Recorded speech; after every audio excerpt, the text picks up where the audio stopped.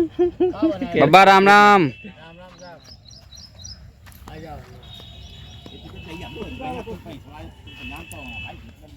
तो तुम्हारे नाती नता आएगे। हाँ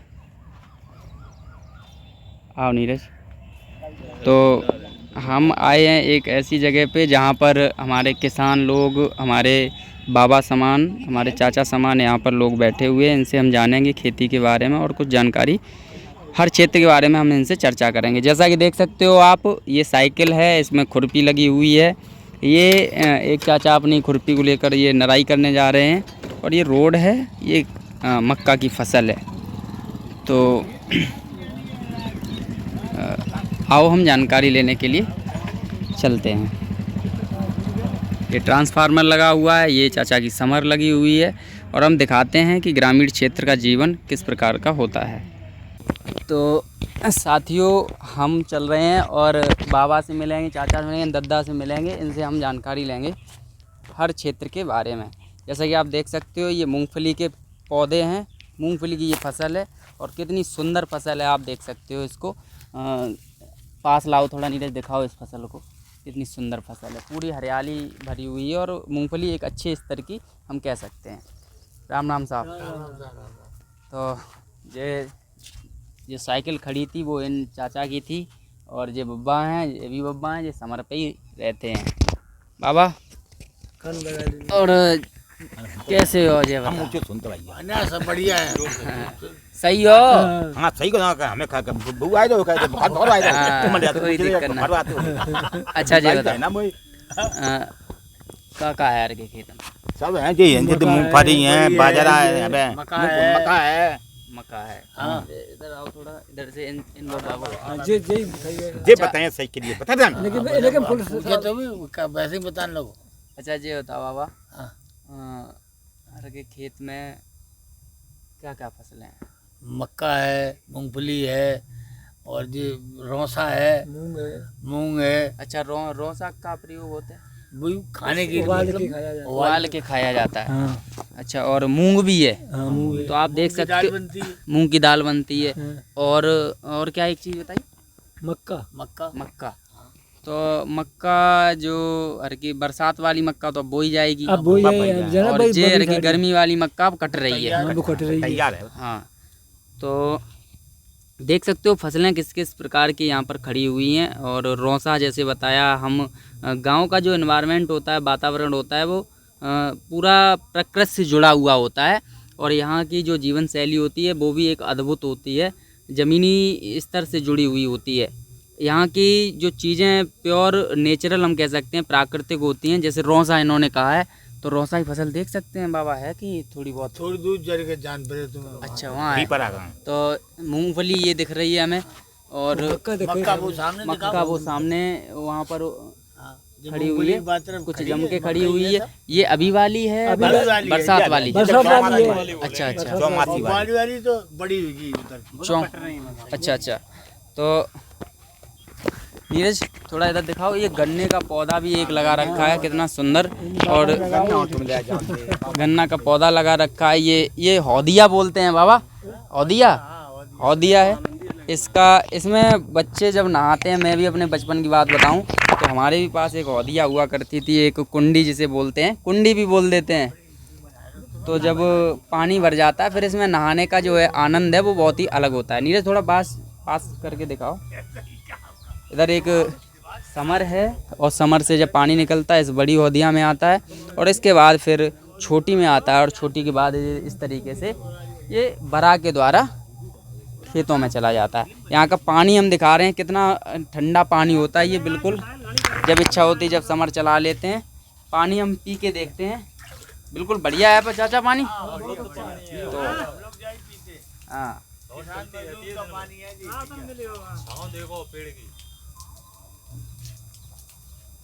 अच्छा इस पौधे का नाम इस पेड़ का? पानी बहुत ही मीठा था, बहुत अच्छा। और इस पेड़ का नाम चाचा पता है क्या है? इसको मुझे लगता है नाम तो हमें नहीं पता, लेकिन सप्तपर्णी या जो भी तुम्हें जानकारी हो तो। हाँ वही है, थोड़ा सा नीरज जूम दूर से पहले दिखा दो पूरा पौधा। इसकी छाल बुखार बुखार काम आती है। अच्छा अच्छा, बुखार वगैरह काम। तो इसको सप्तपर्णी नाम बता रहे हैं। तो एक उसमें एक कली में 7 पत्ते होते हैं। नीरज थोड़ा जूम करके इनको दिखाओ आके। 7 सप्तपर्णी है तो 7 ये पत्ते दिखा दो आके। हर एक फली में ये 7 पत्ते होंगे। 3 पास करके दिखाओ, 1 2 3 4 5 6 7, किसी किसी में 8 भी हैं और 7 सबसे ज़्यादा मिल जाएंगे आपको। जैसे ये देख सकते हो 3 3 6 7 और इधर देख सकते हो 3 3 6 7। अब हल्दी के कुछ पौधे हैं और इधर खेत में देख सकते हो बगुले बैठे हुए हैं। कितने सुंदर दृश्य आपको दिखाई दे रहा होगा। पूरा का पूरा थोड़ा सा हल्का हल्का बादल हो रहा है और बगुले भी खेत में उपस्थित हैं। इधर दिखाओ आके नीरज थोड़ी इनकी दरांती चाचा की। ये इनकी दरांती है, इससे ये इन्होंने घास काटी है। आओ। अच्छा ये बताओ बब्बा, हाँ, ये बताओ किसान की हालत कैसी है? और किसान की हालत तो अब बिल्कुल दयनीय है। कैसे? ऐसे कि वो है ही नहीं उसके पास कुछ। अगर ये मोदी जी अगर अनाज दे दें तो मर जाए बेचारू। महीना कैसे काटे? राशन से चल हाँ, 5 किलो राशन जिंदा है और कुछ नहीं। और कुछ नहीं। देख रहे आप, फसल देख ही रहे। जे मूंगफली का स्थिति आपने ऊपर दिखा दिया, नहीं जड़ उखाड़ के दिखवाएं जब एक में 4 6 8 निकल रही बस। अच्छा जा बताओ, जैसे किसानन की हम जो आगे वालों भविष्य देख रहे हैं, जैसे हमारे वातावरण में किसान जो है वो प्रकृति से जुड़ा हुआ है और प्राकृतिक जो वातावरण है उसमें बदलाव आ रहा है। तो फसलों में जो फल आ रहे हैं वो फल उस स्थिति से नहीं आ रहे जैसे आने चाहिए। अब आ बात। वातावरण एकदम गर्म, एकदम ठंडा। ये बदलाव से चाहे भिंडी की फसल हो, जितनी भी फसलें हैं वो सब, कभी बौर झड़ रहा है उसका, भिंडी में कभी कोई उसका फूली सूख जा रहा है, जो लगने के बाद कली बन के फिर टूट जाती, गिर जाती है। तो ये हाँ, तो इससे सामना करने के लिए तैयार हो कि पता भी है ये स्थिति की नहीं पता है किसानों को? नहीं, खूब पता है, खूब पता है। और हमारे जो जीवन है वो मौसम से ही जाएगा। हमारी वो मौत होगी किसान की, वो मौसम से ही होगी और हमारे पास कोई रास्ता भी नहीं। हम कहाँ कर लेंगे, क्या कुछ करेंगे? हमारे पास कोई चांदनी नहीं हम ताल लेंगे। मौसम में ही हमें जीना रहना है, ये मौसम में ही मरना है। तुम्हारा जो अस्त्र है मौसम, वो ही खराब हो जा रहा है दिन प्रतिदिन, तो फिर क्या होगा? मौत है निश्चित, और क्या है? और कहा जाते बड़ी के भाई इससे बड़ी तो कोई है नहीं। कोई है मेडिकल साइंस में और कोई चीज़ ऐसी जिससे हम सुधर जाएं, किसान की मजदूर की दुर्दशा सुधर जाए, ऐसा कुछ है आपके पास? और लोग तो कहते हैं कि वातावरण में कोई बदलाव नहीं है। बड़े बड़े बहुत अच्छे लीडर भी बोल रहे हैं बड़े मंच से कि बदलाव नहीं हो रहा है एनवायरनमेंट में, कुछ वो मनुष्य की जो क्षमता है वो कम हो रही है, ऐसा कुछ है। वातावरण में कोई बदलाव नहीं हो रहा है ये बोल रहे हैं। अब जी कौन कह रहा है कि वातावरण? आप यहाँ बैठे हो, आपको लग रहा है कि बदलाव है कि नहीं? मुझे तो बहुत लग रहा है। बचपन में जो बारिश थी, हाँ, वो अब कहाँ हो रही है? आसपास के जो ताल थे और जो बम्बे होते थे और हमारे गड्ढे जो होते वो पूरे भर जाते थे। भरे क्यों? और आज के समय में हम देख रहे हैं कि उन गड्ढों में आधा भी भराव नहीं होता पानी का, और नदियाँ सब तरीके से तराई, बारिश से सब कुछ अंत होने जा रहा है। और वाटर लेवल चाचा, वाटर लेवल की जो हम छोटे थे जब, तब वाटर लेवल 50 फीट पे पानी था, और आज क्या स्थिति है आप अपने यहाँ की बताओ? 200 फुट। 200 फुट। ये कितने और ये कितने दिन का अंतर है? ये हमारी एज थी वह समय 7 साल, जब 7 साल 8 साल वह समय हम जब सोचते थे कि हाँ पानी इतने हुए, पापा बताओ करते थे 8 साल 9 साल, और आज हमारी स्थिति है 25 साल। तो 10 साल मान लो, 10 से 25 मतलब 15 साल में 50 फीट से 200 फीट आप बता रहे हो। 200 फीट मतलब हो गया। हम 3 गुना गहराई में पहुंच गए तब पानी मिल रहा है। और आप 10 फुट में पहुंच जाएंगे 400 फुट। 10 साल में ही जो है 400 फुट जाएंगे। और यूपी और बिहार सबसे ज्यादा सूखाग्रस्त होने वाला है आने वाले समय में। क्यों चाचा? तो जब आने वाले 10 सालों में इस प्रकार की स्थिति हो गई कि है हमारा वो अनलिमिटेड नहीं है, एक लिमिटेड है। अगर हम ये सोचें कि पानी जो है नीचे जो ज़मीन के अंदर है बहुत अनलिमिटेड है, ऐसा नहीं है। जो पानी नीचे जा रहा है वो बारिश का ही पानी है, वो इससे ज़मीन से रिश्ता रिश्ता रिश्ता रिश्ता हुआ वो ही नीचे जाके वाटर टेबल बनाता है। और जैसे पानी बरसात कम हुई और हमने पानी नीचे से बहुत मात्रा में ऊपर निकाल रहे हैं, तो वो क्या होंगे, स्रोत धीरे धीरे नीचे चलते जाएंगे। निकालने का जो है कैपेसिटी ज़्यादा हो गई है पानी, और जाना उसमें कम है। जो बरसात हो रही है उससे कम जा रहा है और निकाल हम ज़्यादा रहे हैं। और अगर हम लोगों को ऐसा भी लगता है कि प्रकृति में पानी इतना है, पानी की तो कभी कमी नहीं आएगी। पानी की कमी कभी नहीं आएगी दादा। पानी क्या होगा कि अपने यहाँ से ना हो के वो पानी कहीं और हो जाएगा फिर। और जो पानी यहाँ होना, देखो पानी का पृथ्वी पर रेशियो हमेशा उतना ही रहेगा जितना पानी हमेशा से है यहाँ पे, लेकिन वो कहीं और ट्रांसफ़र हो जाएगा और उसका भुगतान हम लोग करेंगे। जैसे आप सोचेंगे राजस्थान जैसलमेर सहारा जो डेज़र्ट है, तो उसमें जो रेगिस्तान आज की डेट में हम देखते हैं, वो क्या है कि ऐसी बात नहीं है कि वहाँ किसी, अगर आज से बहुत सालों पुरानी बात करें, वहाँ हरा भरा था सब। जैसे अभी रेत है जहाँ पर, कुछ ऐसी स्थिति यहाँ निर्मित हो जाएगी यूपी और बिहार में। अच्छा, एक कटोरा, तो कटोरा में बारिश जब होती तो वो कटोरा भर जात, तो और फिर पूरी साल वह कटोरा में तो पानी हम लोग खर्च करते रहते। अब धीरे धीरे वो कटोरा जो है ना वो भर ही नहीं पाए रो, और हम निकाल रहे, निकाल ज़्यादा निकाल रहे हैं, भर निकाल रहे हैं। 5 साल 10 साल 15 साल, एक दिन तो वो कटोरा जब भर ही नहीं पाए साल दर साल, और निकाले हर साल हम ज़्यादा, तो वो ख़त्म हो जाए। और जब वो कटोरा खाली हो जाएगा उस दिन, कौन सरकार, कौन दुनिया का तंत्र, कौन बचाने आएगा? पानी कहाँ से आएगा? कुछ नहीं बता पाएगा, कोई तंत्र नहीं चल पाएगा। जब कोई जो है हम कहते हैं मनुष्य के पानी पीने के लिए तो नहीं रहेगा। पाइपलाइन तुम समुद्र से या रिफाइन करके ला सकते, पेड़ फसलों पौधों के लिए कहाँ पानी से कहाँ से लाओगे?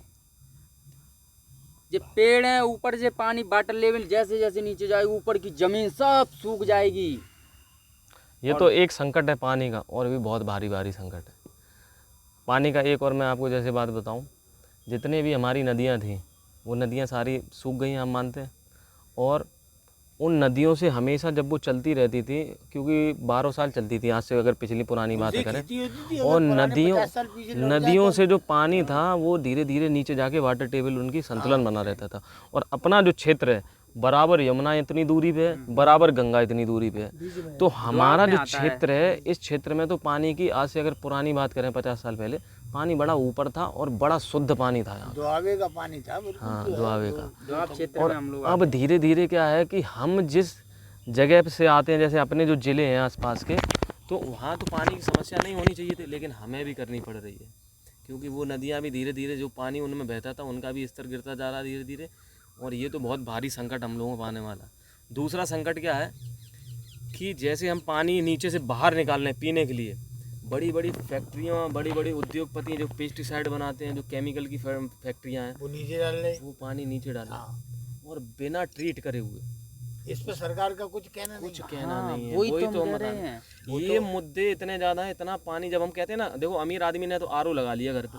आज आप बताओ दादा, 50 साल पहले आपने ऐसा नाम सुना था आरओ पानी मिलता? क्या आपने सुना था घर घर में फिल्टर लगेंगे पानी के? अरे हिंद जो ठंडू पानी करता है पूरा इन लोगों को पिए थे, हमारे तो जीवन जीते। और 10-15 साल में ही आरओ घर घर में पहुंच गया।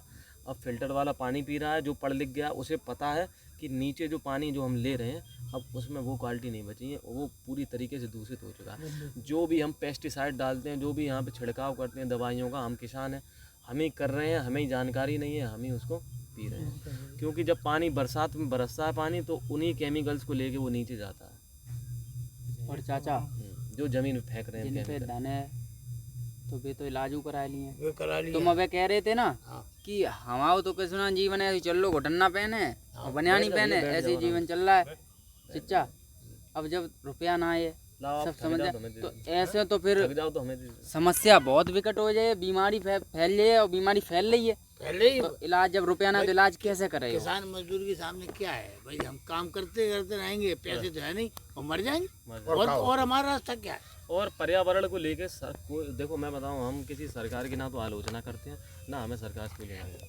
हम एक चीज़ जानते हैं कि पर्यावरण को लेकर सरकार के कदम बिल्कुल अच्छे, बिल्कुल एकदम न्यूट्रल है वो। न्यूट्रल है सरकार कोई भी हो, क्योंकि जिस प्रकार का संकट पर्यावरण से आने वाला है हम लोगों के ऊपर, वो बहुत ज़्यादा, सबसे ज़्यादा खतरनाक जो आज की डेट में सबसे ज़्यादा चिंतन का विषय है वो यही है पर्यावरण। हम हवा ले रहे हैं वो भी दूषित, हम पानी ले रहे हैं वो भी दूषित। तो जी आप सरकार से कहो। नहीं हम लोग मैं जागरूक करने का वो है। ये कह रहा हूँ चाचा, जैसे जो है अब जो GST लगा रहे सब पे, पर्यावरण पे देखो भैया, हमारी तरफ भी देखो, हम क्यों पेप्सी साइड लगाएं? हमें बताएं, आप ये करें वो करें, ये लगाएं। हर आदमी ये कहता है ये किंचो वो किंचो, भैया एक किंचने की एक लिमिट है। यही तो हो रहा है कि सरकार को इस पे कदम उठाने चाहिए, तो वो अभी तक अपने दूसरे मुद्दों में अटकी पड़ी है। और आपको बताएं पर्यावरण का संकट जिस तरीके से आने वाला है मानव प्रजाति पे, तो उसके लिए खुद जिम्मेदार भी मनुष्य ही है। नहीं हम तो ये मानते, किसान का ये मानना है कि पर्यावरण का संकट जब आएगा तो हमारी मौत से ही निपटेगा वो, और कोई रास्ता नहीं है। कोई रास्ता नहीं है हमारे समझ में तो नहीं है भैया, आप लोग वैज्ञानिक हो, कोई रास्ता बना लो। किसान और मजदूर तो मर ही जाएगा, वो तो कैसे ही नहीं तो हो। मैं वही कह रहा तो हूँ हर तरीके से मारा जाएगा चाचा, मैं वही कह रहा हूँ, सबसे कमजोर किसान और मजदूर बस, और सबसे ज्यादा विपत्तियां उस पे ही। ये प्राकृतिक मौतें फिर नहीं होंगी, ये मानव निर्मित मौतें होंगी।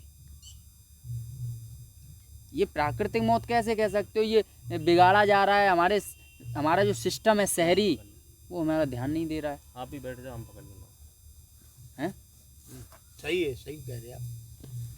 शहरी जो सिस्टम है अपना, अब देखो हम ये कहना चाह रहे हैं, हर के जो वहाँ जाते हो गए जो हर के आगरा रोड पर जब जाते हो जब, तो उन पे एक मील पत्तो धान वालो आगरा साइड जाता है नीरज, तो संतलाल मील कोई सु मील हो, हम ये नहीं कह रहे हम उनकी, लेकिन जागरूकता की ज़रूरत है। बर्बाद वहाँ से हो रहा है, कई धनवान हैं जो इस चीज़ पे ध्यान नहीं दे रहे हैं और आम इंसान मारा जा रहा है उससे।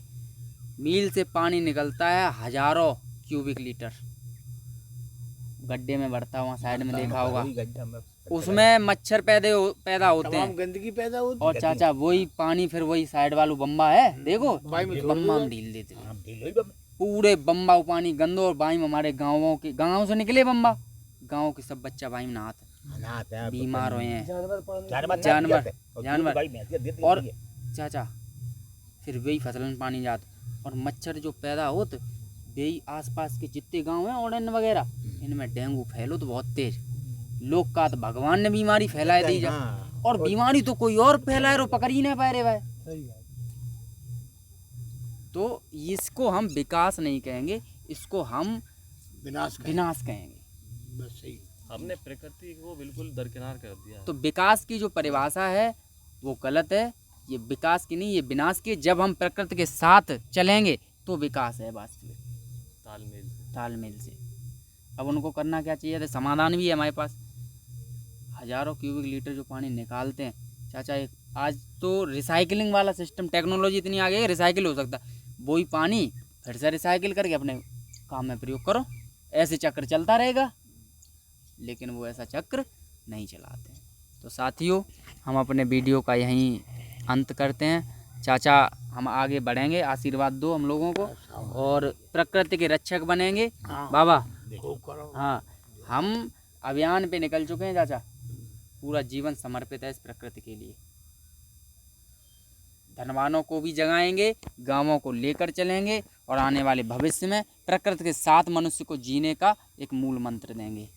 तब हमारा समाज और हम लोग सुरक्षित जीवन यापन करेंगे। धन्यवाद।